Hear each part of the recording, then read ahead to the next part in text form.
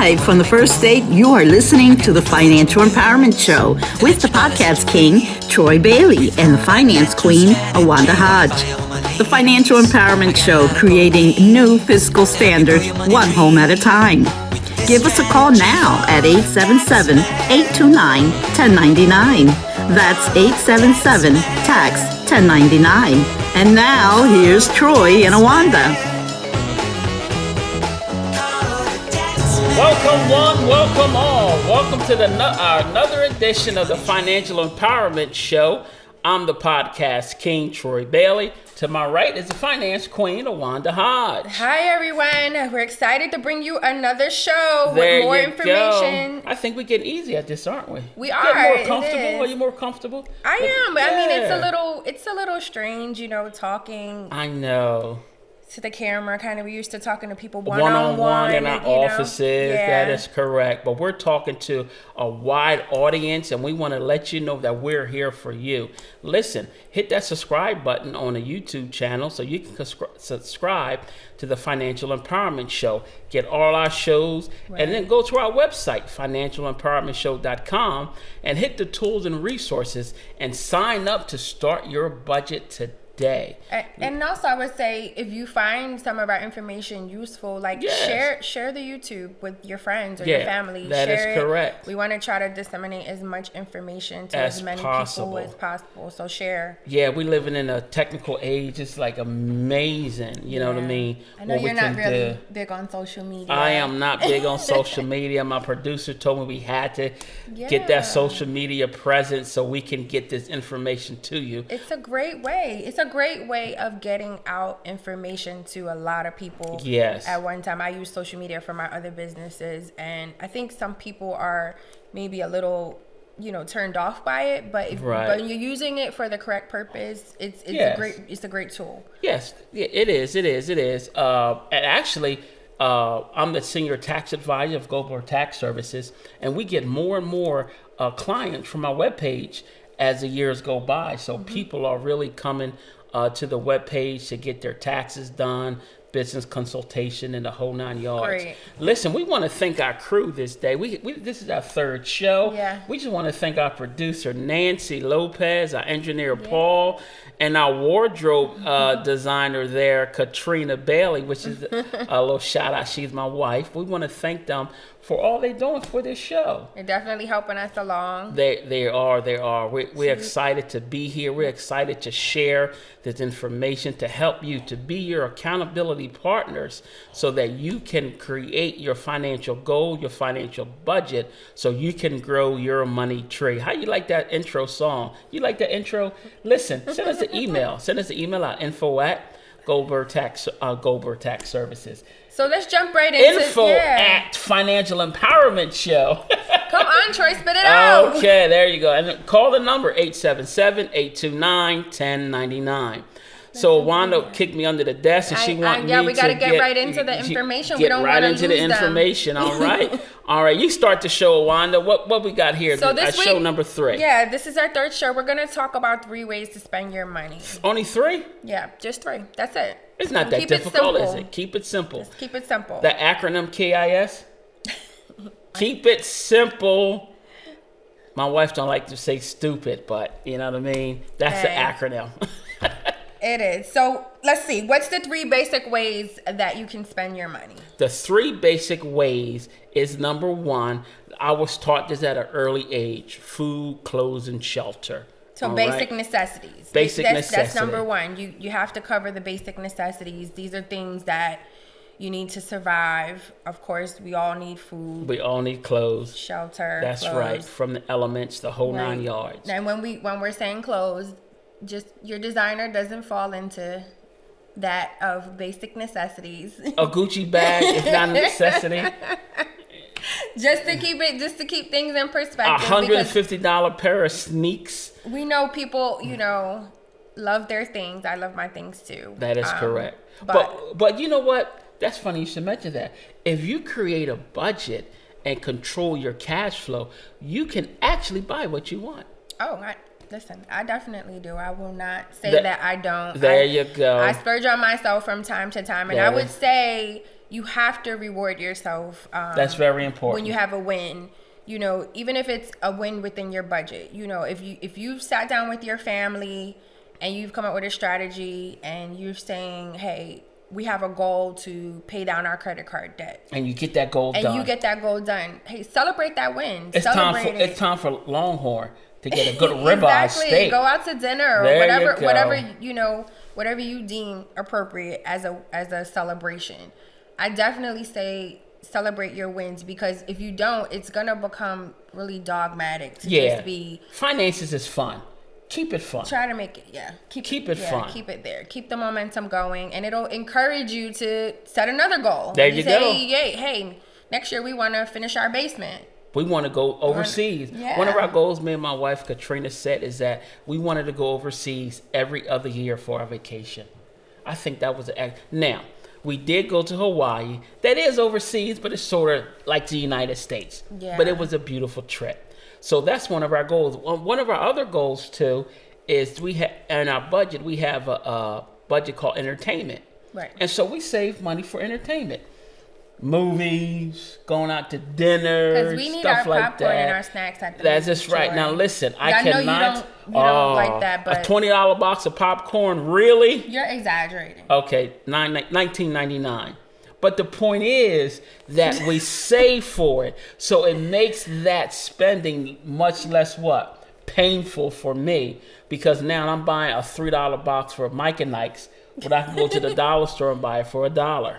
It's not romantic to go to the dollar store. It's not romantic. And stuff it in your purse? No. Okay. No, nobody wants that. Come on. Okay, create that budget so that you can have that food money in your entertainment category on that budget. Exactly. The second way to spend money is twofold. The second way, the 2A and the 2B. Okay. And I'm going to explain it. Save and invest. Oh, now the reason why that's her category is to saving is a goal 5 years or less. Investing is 5 years to the long term. Would you agree, Finance Queen? I agree. And I would say she agreed with me. I agree. So I would say, as far as saving, that would be the money that you're putting into your emergency fund or just your savings account. You shouldn't be overpacking these accounts, because you have a short-term goal for it.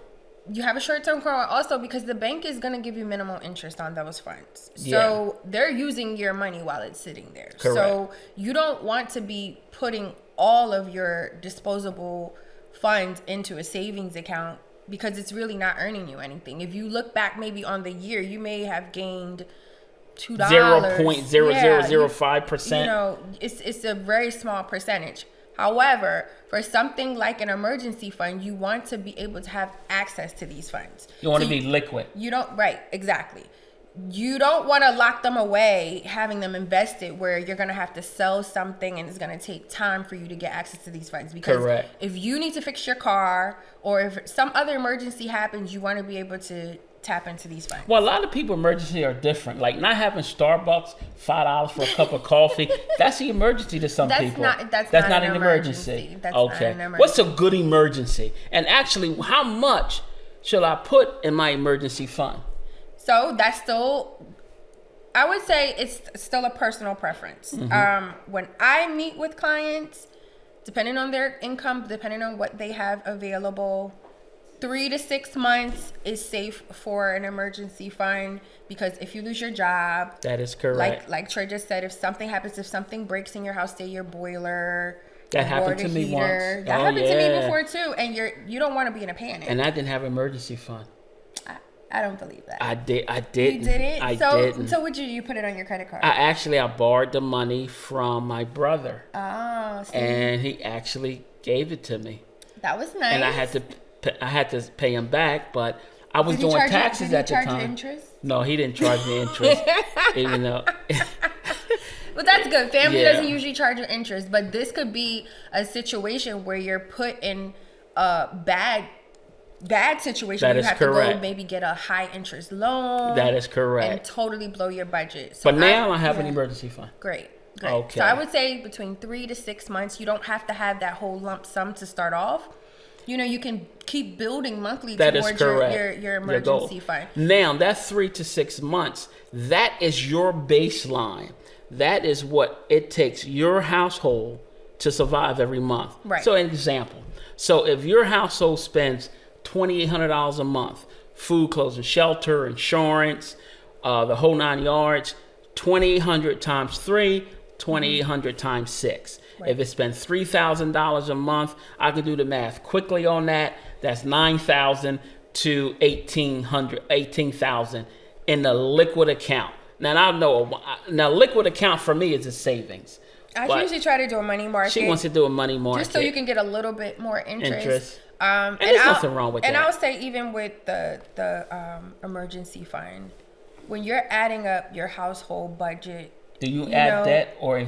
I would say the minimum payments on your credit cards, just so that you don't throw yourself into a bad situation. Now, if you can at least cover within your monthly budget your minimum payments, because remember, this is just for an emergency. This is not what you're going to be doing or how you're going to be operating every single month. But giving an emergency, you want to be able to at least cover your minimum payments. Well, you know what? That's funny, because when I do teach the home financial strategy course, and we do help people on helping their budget, I exclude the debt from their monthly payment. You know why I do that? Why? Because the goal is to be debt free. I want you to become debt free so you can have those assets. And so if you always focus on putting debt in your income, I don't want that to become a habit to always having debt. So this is one of those times, guys, where I said to you in the beginning that Troy and I at times are going to have different opinions. Here we go, a financial smackdown. Get ready, y'all. This is it. Hey, I have to chime in, because I feel like as long as we're living, we are going to be acquiring debt. No. As long as you are. As long as you're managing it.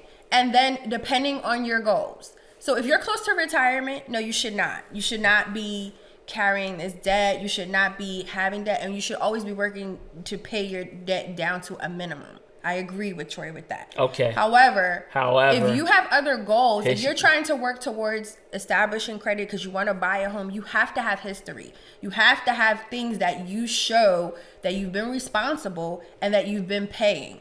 So I differ from Troy. I told you guys before, we're going to have opposing opinions at times. Oh, Lord, here we go. And I feel like as long as you're living, you're going to be acquiring some debt. If you have a car, if you have insurance, you have things that you're going to have to pay.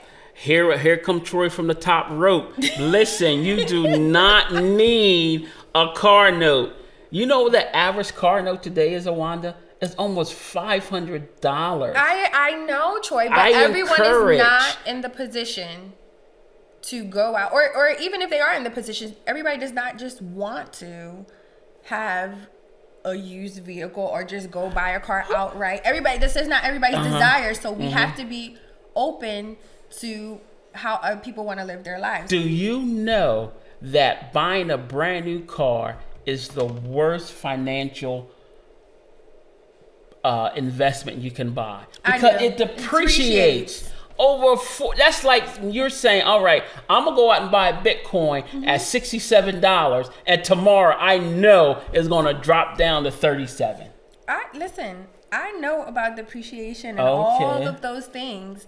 However, I can't project my feelings off onto everyone else. Okay. Therefore, if there's someone who's being financially responsible in every other arena of their life and they feel like they want a new car, I don't feel like you have to deprive yourself in every area of your life. If you're being financially responsible and you can afford that payment or that vehicle and you have great credit and they're going to give it to you. I remember my dad got a new vehicle. And did he pay cash for it? No, he didn't. It was a brand new car. Okay. And his credit was so great that they gave him 0 interest. Oh, wow. So you can have what you want. And I don't want people to think that they can't have the things that they want. That's what I'm saying. You can have what you want. My dad bought a new car. I think it was a new Hyundai, brand new Hyundai. He paid cash for it. Well, he was in the position to do that. And I want you to be in that same position to do that. Okay. All right? So So this is sort of fun. Don't mind us. We're having fun. We do this all the time. That's right. When it comes to credit, that is we have very opposing views. I don't have a car note. I vow never to have another car note again. That's just my personal strategy. Now, will people have car notes? Yes, Absolutely. They will. Listen, but I encourage you to get rid of it. Because listen, if you take that car note payment, I'm going to put this on our website. Go to the financialempowermentshow.com website. And Dave Ramsey have an excellent video how you can save your car note and become a millionaire. You remember that video, Wanda? You remember it? I have no comment on that subject. What is the other way that we can be spending our money? Okay, not on new cars, I hope. The third way is for benevolence. That's right. Absolutely. For those who don't know what that word means, that's just giving money to a nonprofit, to church, to that man you see on the street every day begging for money, to give it away. Right. That's charity. Charity. Very, very important. All right. And the word charity actually means love. And one of the Jewish definitions of love is responsibility. And I believe we're all connected in this world. And we have a responsibility to our neighbors. You know that? And that's why we started this financial empowerment show. We believe it's our purpose and our responsibility to share these principles with you so we can help you financially in your financial goals. Yeah. And you know what? What happens when you give and you have that open heart? What happens? It comes back. That is correct. Absolutely. And it doesn't always come back in money. You see what I'm saying? Yes. It's fulfillment in life. It's be able to help somebody else. And we're going to use our personal experience, our vast experience helping our clients throughout the years to help empower you to reach your financial goals. So quickly, because we do have a caller on the line. We have a caller on the line. I want to give quickly a few tips that I have regarding this subject.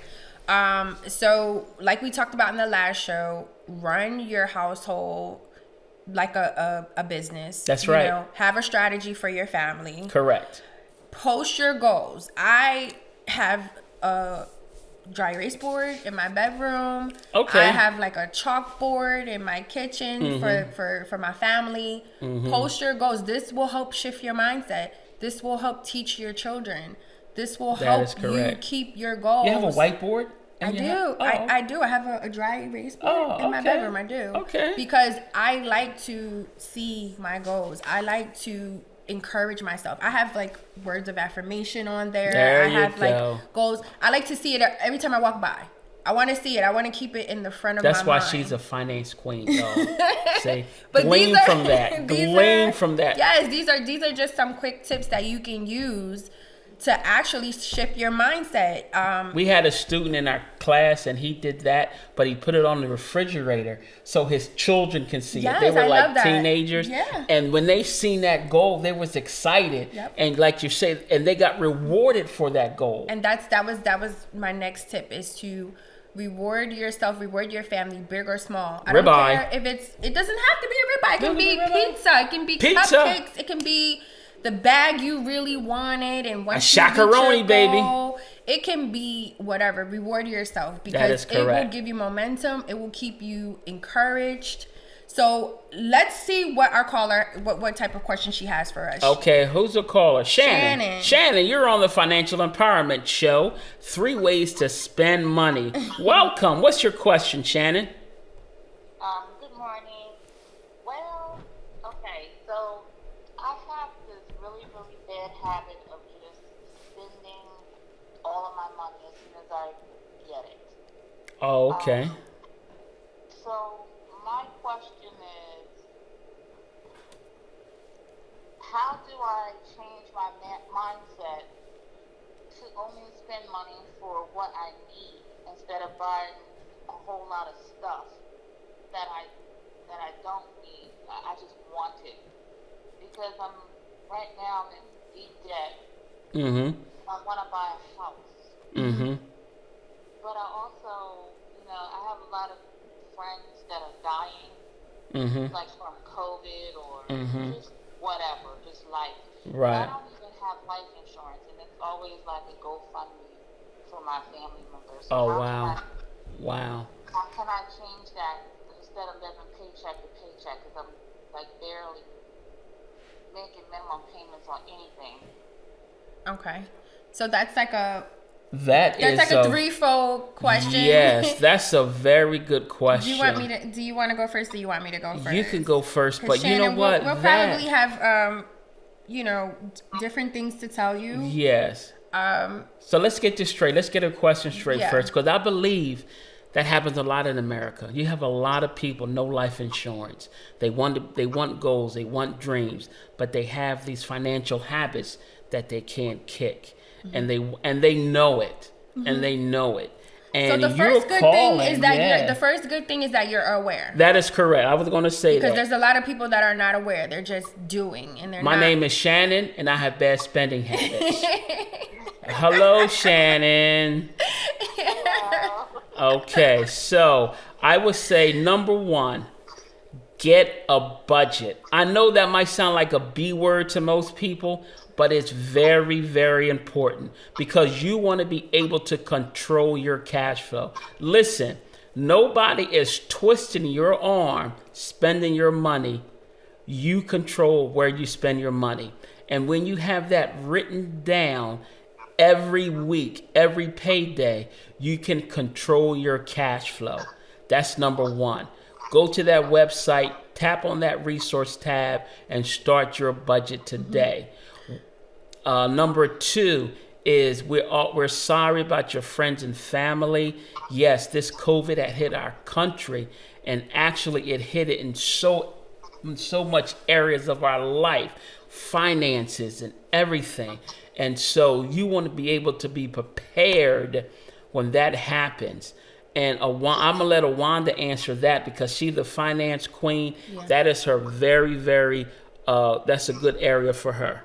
So I would say number one, Shanon, is get with me or a financial person to, like Troy said, sit down and come up with a plan. I know you said you have a goal of trying to buy a home.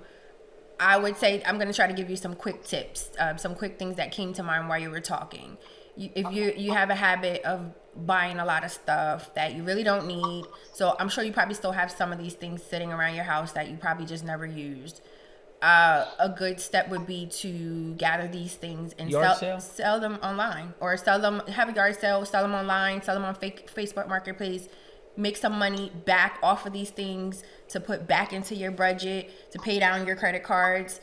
I would say maybe take your credit cards, put them in a bowl, fill it up with water, and put it in your freezer so that you are not just spending. So you will have to... Credit card popsicle. Yes, you will have to defrost that to think, and you will have time to think about... Do I need that purchase? Do you really need this purchase before you buy it? I would say... Get with me. I sell life insurance. I can help you with that, or someone else that does life insurance. That's very important. That should be added into your budget. That should be a part of your budget to have life insurance. And I will say just to close out, because I'm not going to go on and on and on, because I really think you probably need some one-on-one help. Yes, and you can give us a call. 877-829-1099. The last thing I want to say to you is that about the GoFundMe is that when you change, you will see the people around you change. Once you get life insurance in place, once you start changing your habits, people will see you and they will follow you. That is correct. Your family will follow you. They will see that you don't need GoFundMe. You don't need loans. You don't need all of these things. And they will start asking you. And that's your opportunity to share the information with them. But it starts with you. That's right. So that's just some quick tips. I hope I answered your question. I hope Troy was able to answer your question. We're gonna go. Yeah. Do we have time to even do that? I don't know. Our producer Nancy giving us a signal. So what does this mean, Nancy? I mean, stop. Okay. So listen, that was a very good call. That sort of went over our show, but it was an excellent caller. Listen, we're going to wrap up. Thank you for tuning in once again. Next week, our show will be, what's our next week's show? I got it right here in my notes. Next week's show, I Know Your Pain. reason for poor fiscal management in America.